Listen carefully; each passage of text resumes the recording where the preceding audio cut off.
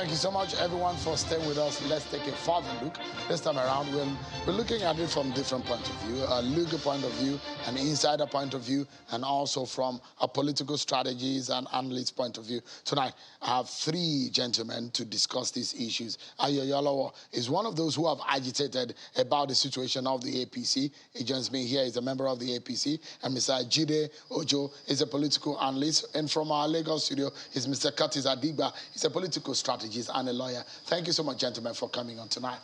Perhaps I should begin from Lagos. Mr. Adigba, how does this come to you? You say finally the APC is able to conduct what their opponents said they never will be able to do. Well, Seun, I think I'm feeling very happy and more comfortable than I was last week. And that is because things could have gone horribly wrong for the party, because the general atmosphere and the environment speaks to one thing, that there was possibly going to be an implosion within the party, and that the party won't be able to hold these affairs together in going into the convention, if eventually the convention will hold, and that from the convention, we'll probably be singing about the death knell of the party. And then came Mr. President with his deft moves, pulled the party together, and smoothing the rough edges. And yesterday you saw what happened. So the party emerged very, very strong, but the hard work now begins. And like the chairman said yesterday, he is going to go out there and try and unite the party, to ensure that they are ready for the next election. But beyond that, it should do more. Like I've always said in this place, the party belongs to the members, and they should return the party to the members. You see, the reason why we keep having these struggles all the time is because some few powerful individuals always want to be in control of the affairs of the party.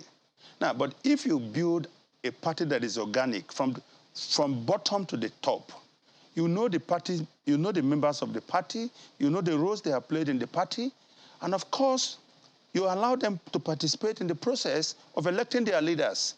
But we keep having this situation whereby we go out to pull all kind of powerful people into the party, and once they come with all their assets and liability, and they want to take control. Look at what happened.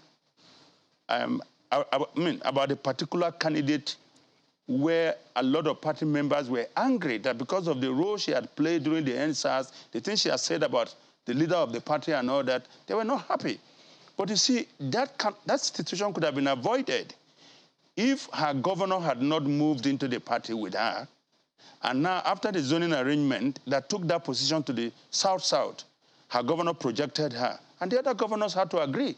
The other governors and the leaders of the party had to agree with her governor. And so she got it. But I'm looking at the situation whereby this party can be built from the grassroots and become a bigger and stronger party, and then we have with less potential for conflict all the time.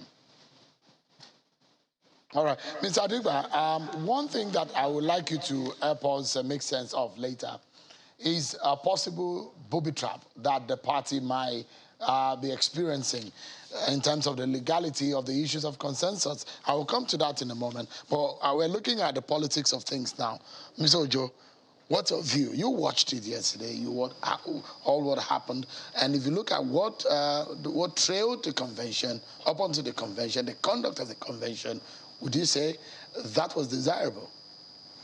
Well, congratulations in order to the newly elected National Working Committee of APC. There is no perfect election anywhere.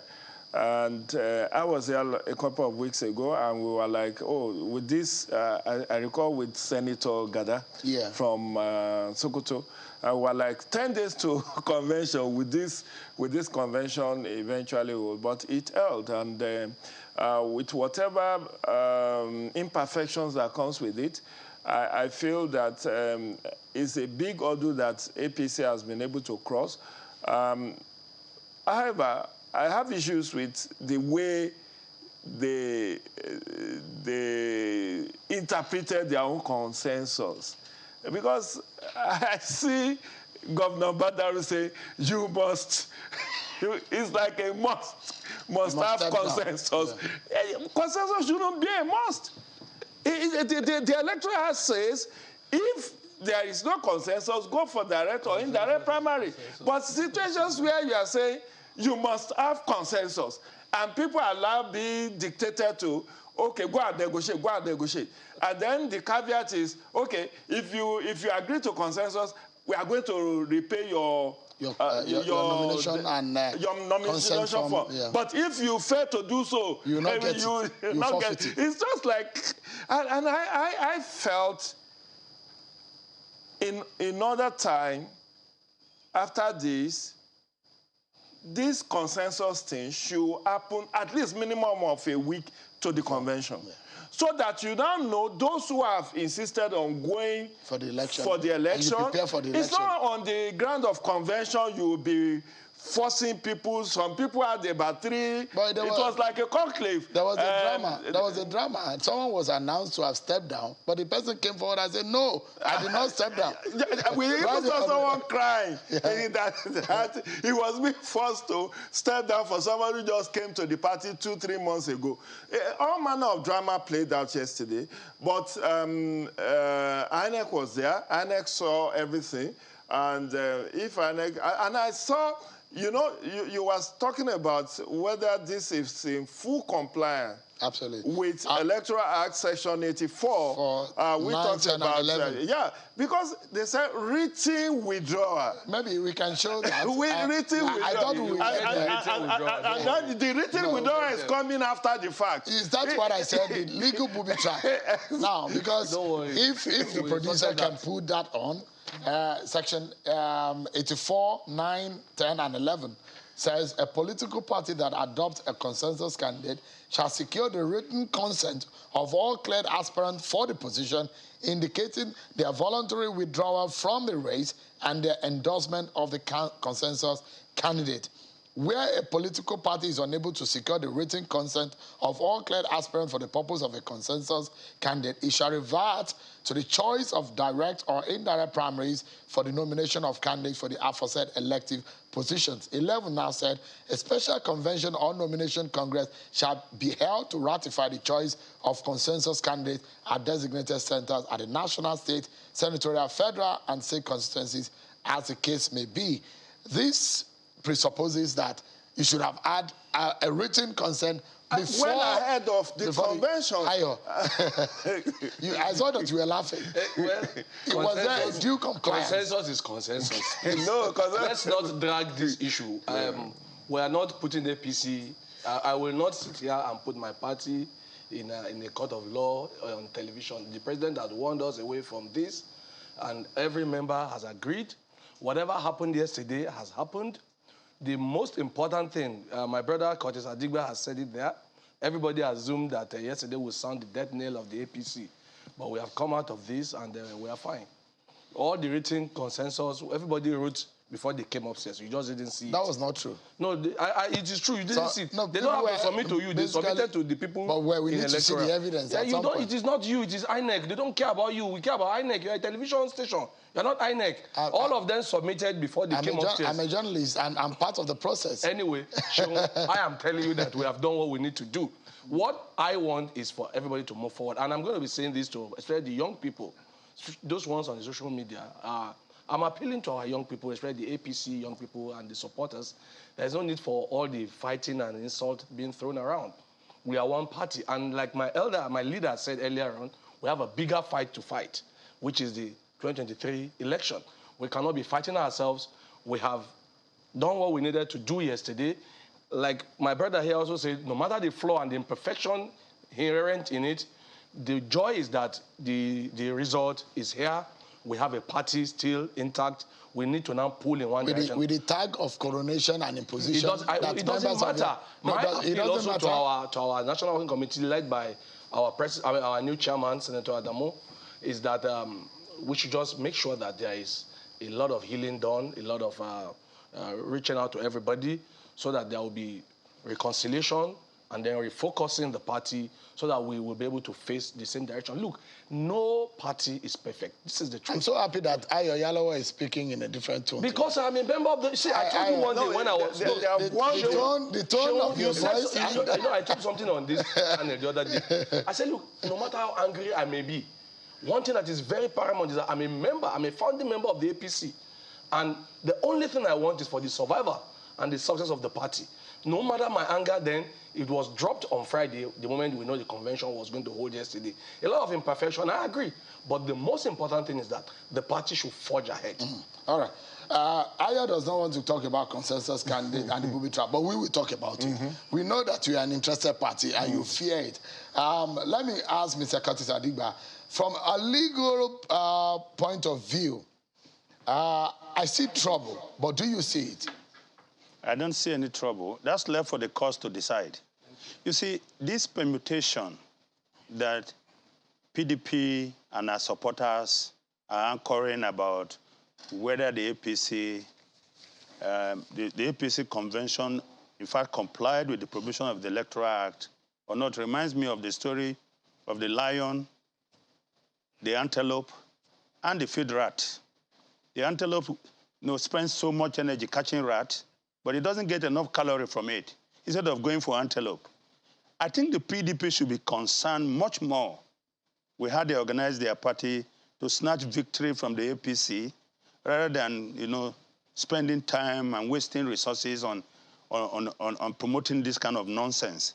Look, the fact is that people must understand that as a party, we also have lawyers, and we have copies of the Electoral Act. We have also studied it and understood the content of what is said. So all this interpretation coming from non-actors should be tested in the court if they do have a case. Now, you don't actually know whether... It's an issue that we're analyzing, whether or not there was a compliance, the basic compliance to the dictate of the Electoral Act. We had whether people had a written and whether there were evidence of those written other than the announcement where we saw on the podium.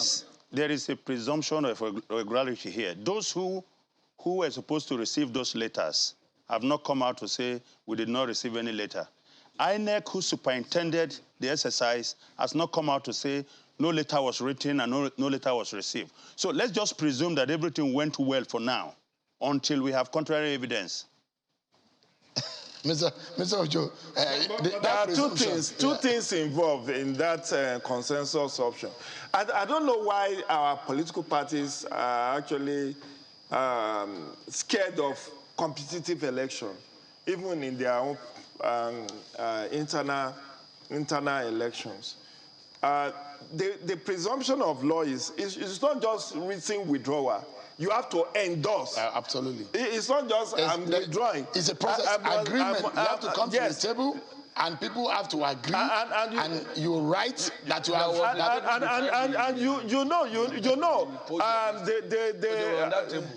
His Excellency George Akume was the one that wrote on behalf of all the presidential aspirants. No, actually, he said it was attached. You just didn't see the attached letter of other people.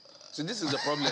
People are being presumptuous. Okay, let's people are presuming for us. And like Curtis said, please, anybody who have issue from the PDP should go to the court. However, you invited us to come and watch. No, he also advised pointing out the they things should that spend more time. Yeah. You are not the opposition now, you won't go to court. I'm a journalist. We monitor. Exactly. It's not your business to go to court. I'm not going to court. I'm just analyzing listen, whether or not you did it. And I'm telling you, we did the right thing. So, and all the people who deserve to get the letter have not come out to say they didn't get it. And like I told you, a report will be compiled and sent to INEC, and INEC will confirm it, and then we can move on from there. We are just being presumptuous here. Like I told you, there was a table behind the podium. People sat on that table. I was not talking about a literal table. I'm talking about the fact that... Table is table. There's something again that I wanted us to talk about just in a few seconds before we leave, and it's the point of the capacity. There's a list of the NWC, and in fact, the person of Senator Adamu. What do you think? 76-year-old, a lawyer, a sitting senator, two-time governor? Former governor. One thing will go for Senator Abdullahi Adamu, experience, maturity. He has seen it all. But for me, I don't want us to just be fetish about party platform. Because what has happened yesterday is like you have handed APC to PDP. If you see, the National Secretary, Omishore, was formerly in PDP. The Abdullah Adam was founding member of PDP, and quite a number of other members of that. So I know you can switch allegiance. But you see, I have my worry. You have former governor of Lagos State here a few days ago. And when he was talking about renation of Nigeria, they destroyed Nigeria for 16 years. Who are the people? They said PDP. Who made PDP?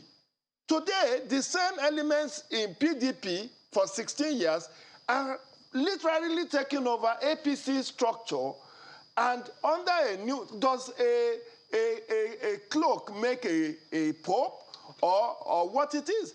So let's de-emphasize party platform and look at individual on their own merit.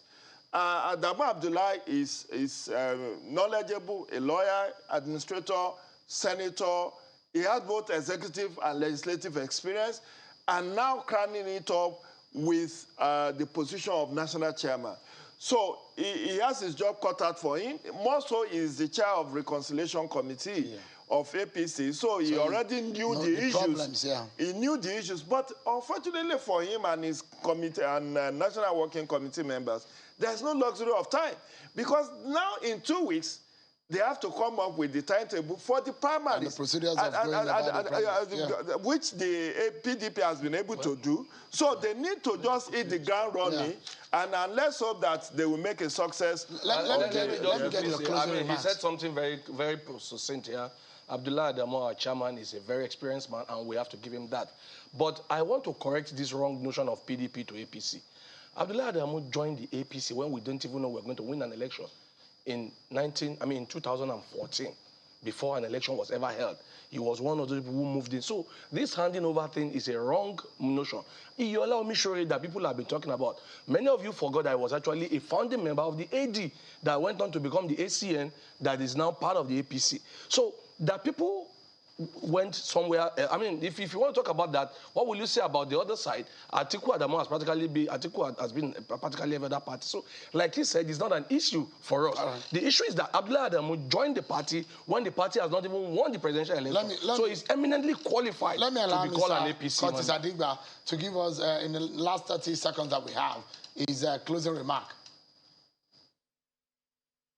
If we are talking about capture of party, let me tell you. So as APGA captured PDP in Anambra State, because don't forget that Soludo was in PDP, contested against Peter Obi. So can we then argue that APGA captured PDP because Soludo went to APGA? And can we make the argument and flip it and say, okay, APGA, or PDP has also captured APGA because Obi, who was in APGA, is also now in PDP. So politicians move around frequently. What is important is whether they are committed to the new political party that they now belong to. And like Ayo said, Abdullah Adamu is someone, nobody has fought harder for the party and for the president than Abdullah Adamu since joining APC. Now, PDP is talking about Omishore. Of course, PDP gave Omishore a ticket while he was facing trial. So all this argument about occupying high moral ground should not even arise at all. All right.